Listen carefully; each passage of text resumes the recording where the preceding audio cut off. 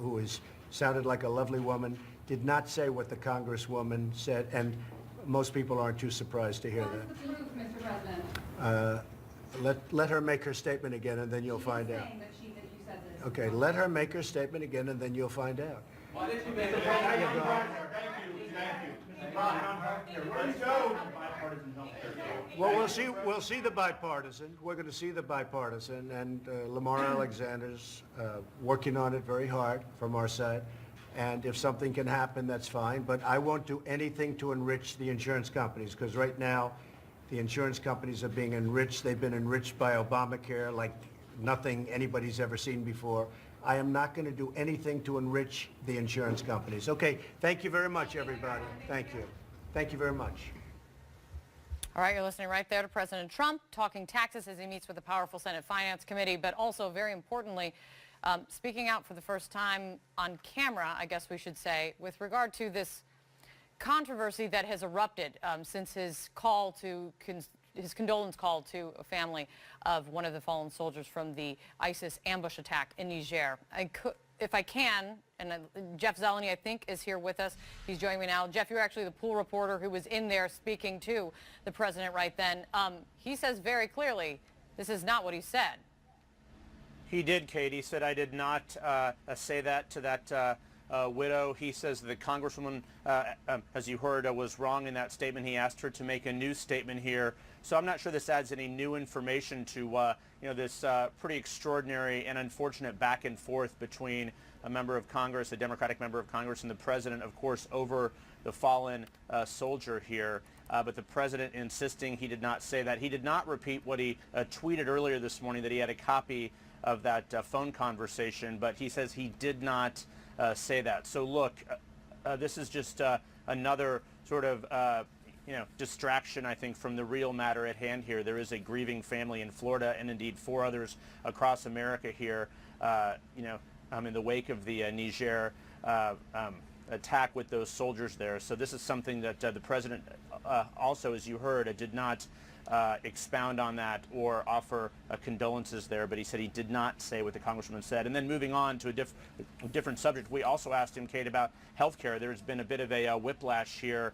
Yesterday, he said he supported the bipartisan plan that Lamar Alexander, Republican, and Patty Murray, a Democrat, were working on to shore up the insurance markets. He tweeted out this morning he did not support that. So I asked him about that, and he said, look, I would be open to some type of a bipartisan plan, but I will not enrich insurance companies. So, okay, what's being lost in this debate is people on both sides will say these payments are not meant to enrich insurance companies. They are meant to allow lower-income people purchase insurance here. So we do know the president talked to Senator Alexander this morning and told him to keep working on this. But at this point, I think a deal that looked like was reached yesterday. In fact, the president hailed it as a great solution. Yes. Today, he's not on board with that at all. The reason is conservatives have, sort of reached out to the White House in alarm over this, over the president's support of this. So there are many Republicans, Kate, in this town, both here at the White House and on Capitol Hill, who think the president does not have a grasp of what that the bipartisan deal actually did here. So we'll see if they can work something out. But he did not issue his support for that this morning. Yeah, I'm trying to get a grasp of exactly what is going on on both of these fronts. But Jeff, thank you so much for laying that out. Let me bring in Gloria Borger right now. Gloria, I want to make sure, I'm sure all of our viewers are somewhat up to speed on where this stands with the president and this condolence call that he made to the widow of the fallen soldier, LaDavid Johnson. What the Florida Congresswoman, who is also very close to the family, Gloria, as you well know, what she said is she heard part of the conversation and she recounted it when she was asked, what did you hear? And she said that the president said to the widow, he knew what he signed up for, but when it happens, it hurts.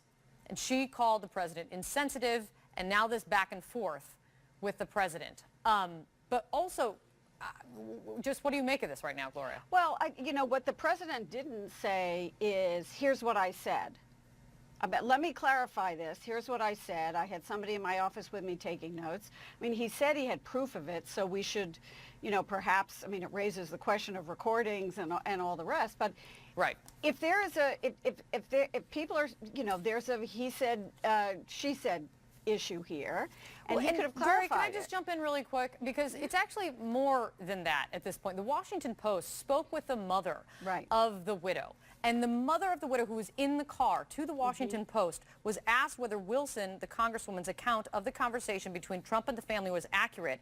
And she replied yes. The mother telling the Washington Post that President Trump did disrespect my son and my daughter and also me and my husband.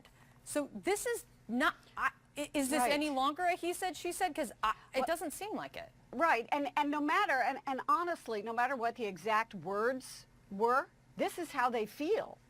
And there has to be a reason that they feel so disrespected.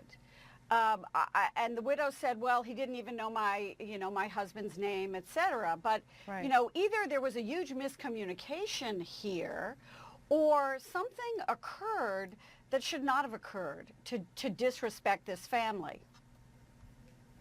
Plain and simply. Gloria, Yep. thank you so much. Sure. There is much more to come on this. We'll see.